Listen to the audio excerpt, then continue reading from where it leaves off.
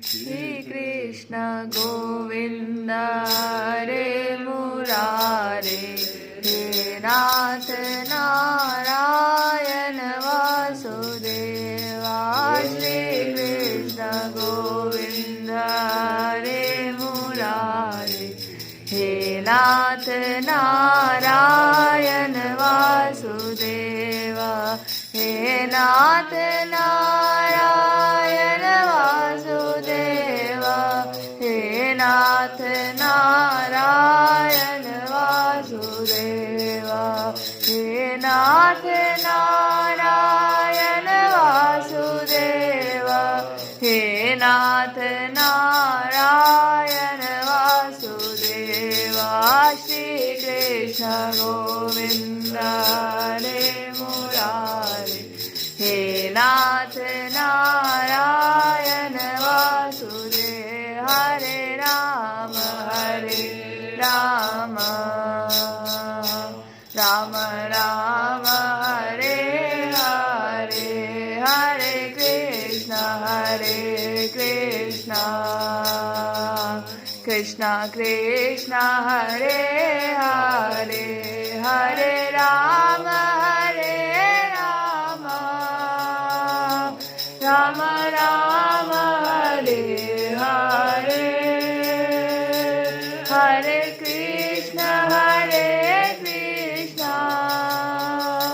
कृष्ण कृष्ण हरे हरे, हरे राम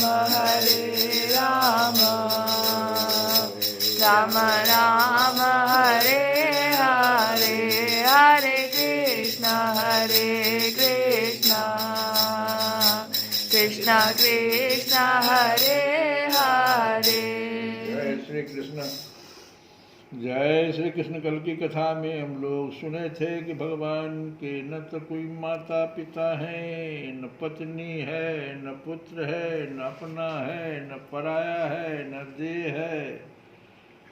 वो भगवान तो सिर्फ इसलिए आते हैं कि साधुओं के परित्राण के लिए, लीला करने के लिए वेद आदि सात्विक, मत्स्य आदि तामस एवं मनुष्य आदि मिश्र योनियों में शरीर धारण करते हैं, तो साधुओं के परित्राण के लिए आते हैं, लीला करने के लिए आते हैं भगवान।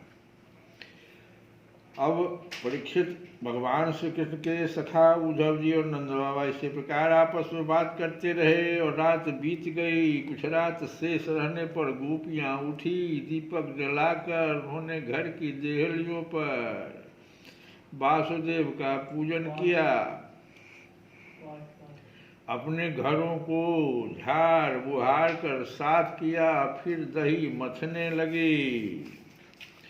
गोपियों की कलाइयों में कंगन शोभायमान हो रहे थे। रस्सी खींचते समय वे बहुत भली मालूम हो रही थी। उनके नितंब स्तन और गले के हार हिल रहे थे। कानों के कुंडल हिल हिल कर उनके कुमकुम मंडित कपोलों की लालिमा बढ़ा रहे थे। उनके आभूषणों की मनियां दीपक की ज्योति से और भी जगमगा रही थी। इस प्रकार वे अत्यंत शोभा से संपन्न होकर दही मथ रही थी। उस समय गोपियां कमल नयन भगवान श्री कृष्ण के मंगलमय चरित्रों का गान कर रही थी। उनका वह संगीत दही मथने की ध्वनि से मिलकर और भी अद्भुत हो गया था। स्वर्गलोक तक जा पहुंचा, जिसकी ईश्वर लहरी सब ओर फैलकर दिशाओं का अमंगल मिटा देती है। जब भगवान भुवन भास्कर का उदय हुआ, तब ब्रजांगनाओं ने देखा कि नंद बाबा के दरवाजे पर एक सोने का रथ खड़ा है। वे एक दूसरे से पूछने लगे, यह किसका रथ है? किसी गोपी ने कहा, कंस का प्रयोजन सिद्ध करने वाला क्रूर ही तो कहीं फिर नहीं आ गया है, जो कमल नयन प्यारे श्याम सुंदर को यहाँ से मथुरा ले गया था। किसी दूसरी गोपी ने कहा, क्या अब वह हमें ले जाकर अपने मरे हुए स्वामी कंस का पिंडदान करेगा? अब यहाँ उसके आने का और क्या प्रयोजन हो सकता है। ब्रजवासिनी स्त्रियां इसी प्रकार आपस में बातचीत कर रही थी कि उसी समय नित्य कर्म से निवृत्त होकर उद्धव जी आ पहुंचे। श्री सुखदेव जी कहते हैं, परीक्षित गोपियों ने देखा कि श्री कृष्ण के सेवक उद्धव जी की आकृति और वेशभूषा श्री कृष्ण से मिलती जुलती है। घुटनों तक लंबी लंबी भुजाएं हैं, नूतन कमलदल के समान कोमल नेत्र हैं, शरीर पर पीतांबर धारण किए हुए हैं, गले में कमल पुष्पों की माला है, कानों में मणिजटित कुंडल झलक रहे हैं और मुखारविंद अत्यंत प्रफुल्लित है।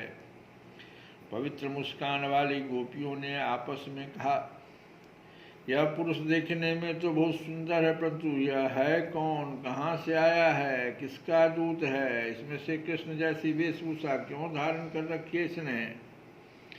सबकी सब गोपियां उनका परिचय प्राप्त करने के लिए अत्यंत उत्सुक हो गई और उनमें से बहुत सी पवित्र कीर्ति भगवान श्री कृष्ण के चरण कमलों के आश्रित तथा उनके सेवक सखा उद्धव जी को चारों ओर से घेर कर खड़ी हो गई।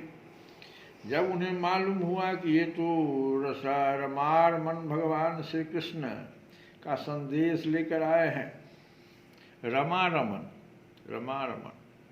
जब उन्हें मालूम हुआ कि ये तो रमारमन भगवान श्री कृष्ण का संदेश लेकर आए, तब उन्होंने विनय से झुककर सौलज्ज हास्य चितवन और मधुरवाणी आदि से उद्धव जी का अत्यंत सत्कार किया तथा एकांत में आसन पर बैठा कर वे उनसे इस प्रकार कहने लगी, उद्धव जी, हम जानती हैं कि आप ही यदुनाथ के पार्षद हैं, उन्हीं का संदेश लेकर यहाँ पधारे हैं।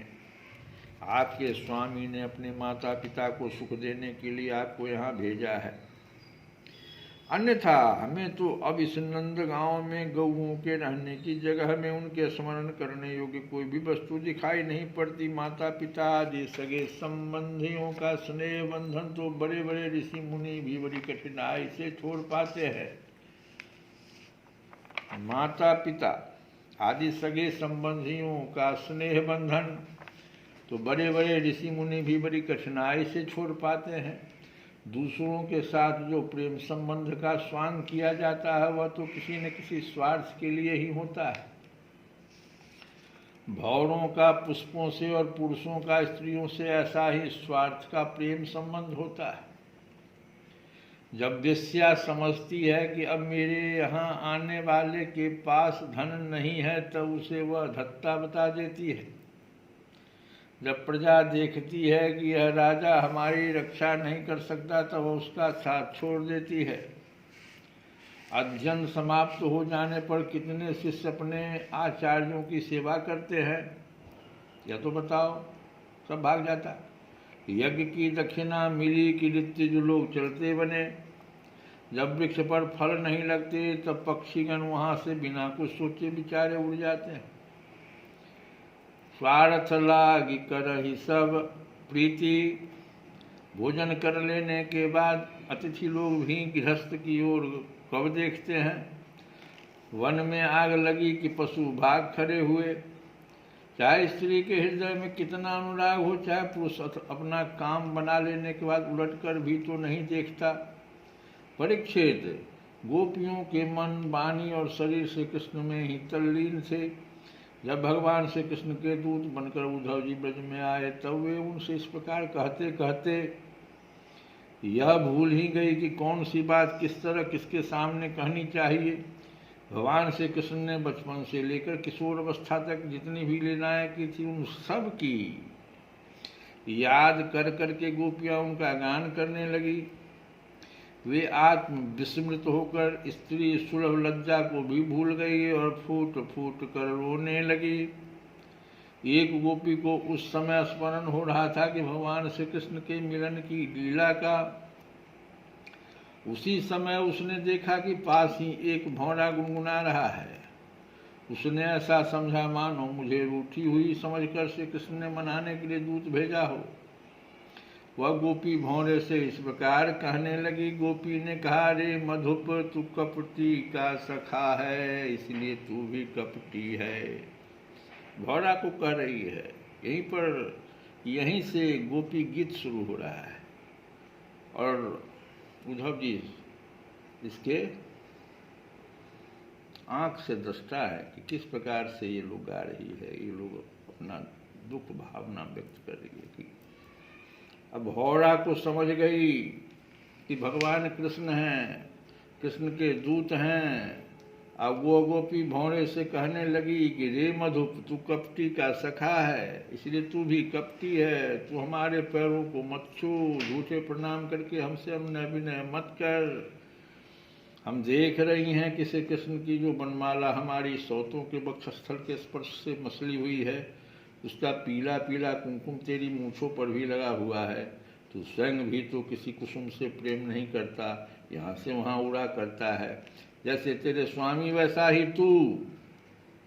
मधुमती, श्री कृष्ण मथुरा की माननीय नायिकाओं को मनाया करे, उनका वह कुमकुम रूप कृपा प्रसाद जो यदुवंशियों की सभा में उपहास करने योग्य है, अपने ही पास रखें। उसे तेरे द्वारा यहाँ भेजने की क्या आवश्यकता है? जैसा तू काला है वैसा ही वे भी हैं। तू भी पुष्पों का रस लेकर उड़ जाता है, वैसे ही वे भी निकले। उन्होंने हमें केवल एक बार, हाँ ऐसा ही लगता है, केवल एक बार अपनी तनिक सी मोहनी और परम मादक अधर सुधा पिलाई थी, और फिर हम भोली भाली गोपियों को छोड़कर वे यहाँ से चले गए। पता नहीं सुकुमारी लक्ष्मी उनके चरण कमलों की सेवा कैसे करती रहती है। श्री कृष्ण गोविंद हरे मुरारे नाथ नाथ